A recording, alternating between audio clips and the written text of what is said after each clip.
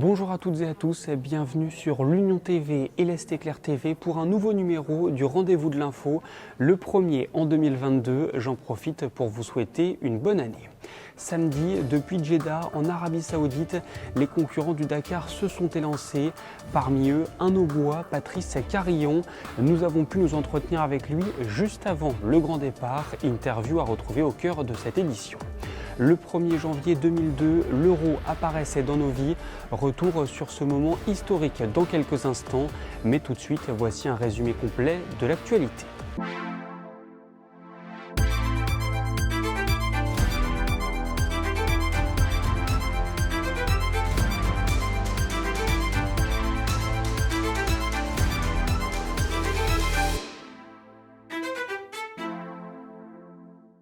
Les transports en commun rémois ont été perturbés toute la journée à cause d'une grève ce lundi. L'intersyndicale est en colère après la résiliation du contrat qui lie le Grand Reims au concessionnaire Mars. Une nouvelle mobilisation est prévue le jeudi 27 janvier. Le taux d'incidence est en forte hausse dans la Marne, l'Aisne, les Ardennes et l'Aube. Le nombre de cas pour 100 000 habitants s'affiche sur votre écran. Une augmentation très importante qui s'explique notamment par la multiplication des tests ces derniers jours, mais également par la contagiosité du variant Omicron.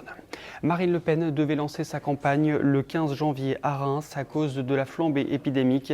La candidate du Rassemblement national à l'élection présidentielle a décidé de reporter son meeting au 5 février. À la place, elle fera une déclaration solennelle dans un lieu symbolique. Bruno Irles est le nouvel entraîneur de l'Estac, passé par le banc de Pau et de Quevilly. Il s'est engagé avec les Bleus et Blancs jusqu'en juin 2023. Troyes est actuellement 15e de Ligue 1. Pour certains, l'année 2022 commence très bien. Un trentenaire de l'Aisne a gagné plus de 2,6 millions d'euros dimanche soir sur une machine à sous du casino de Saint-Amand-les-Eaux dans le Nord. Joueur occasionnel d'après l'établissement, il avait misé seulement 2 euros. Et enfin, la meilleure galette de l'Aube est celle de Julien Mousset, propriétaire de 2 boulangeries à Barberet-Saint-Sulpice et Saint-André-les-Vergers. Il avait déjà remporté ce même prix l'année dernière. Le jury était composé de professionnels de la pâtisserie et de goûteurs amateurs.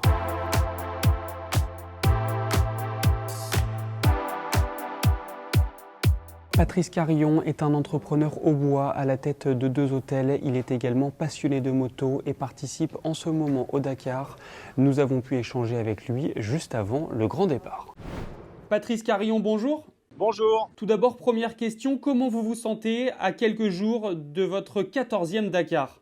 Je me sens très très bien, je me suis relativement bien préparé, donc je suis en pleine forme, tout se passe bien, il y a une bonne ambiance, je suis au Malmoto là, on est une bonne équipe, on est 35 pilotes au Malmoto, je me suis bien préparé, donc ça devrait bien pas trop mal se passer. Si j'ai pas de problème mécanique avec ma moto, tout devrait bien aller.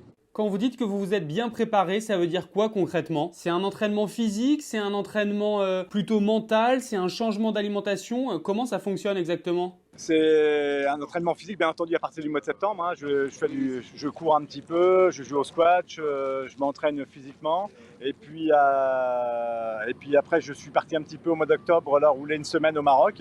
Donc là, j'ai bien pu prendre conscience de mes capacités à rouler pendant 8 jours. Là, et ça s'est bien passé, donc je suis assez content de moi. Je fais une bonne récupération et j'ai une bonne endurance, donc ça devrait bien se passer s'il n'y a pas de soucis. Mécanique, hein, c'est toujours le même problème. Hein. Quels sont vos objectifs ? Ah mais j'en ai aucun objectif, moi. Le premier et le dernier, c'est d'arriver tous les soirs au bivouac, bien entendu, et puis de terminer mon rallye normalement. Il doit forcément y avoir une crainte pour vos proches, et c'est normal avec la distance, avec les accidents, etc. Comment vous gérez cette crainte ? Tout peut arriver, bien entendu, on le sait bien.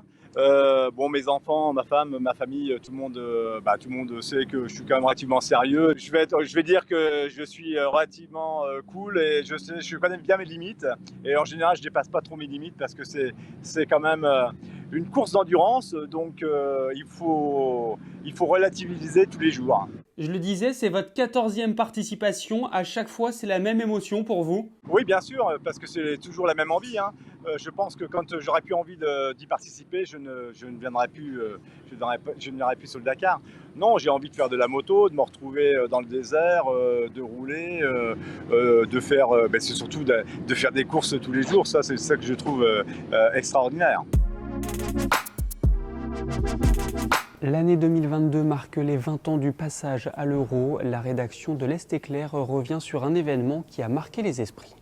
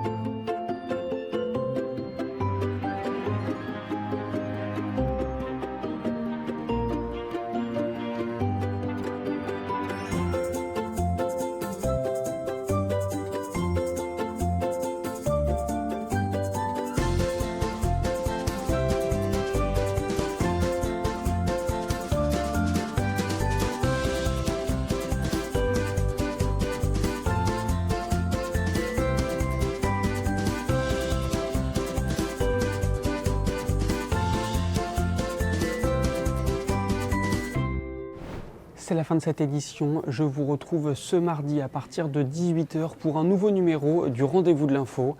Et d'ici là, l'actualité se poursuit sur le site de l'Union et celui de l'Est Éclair.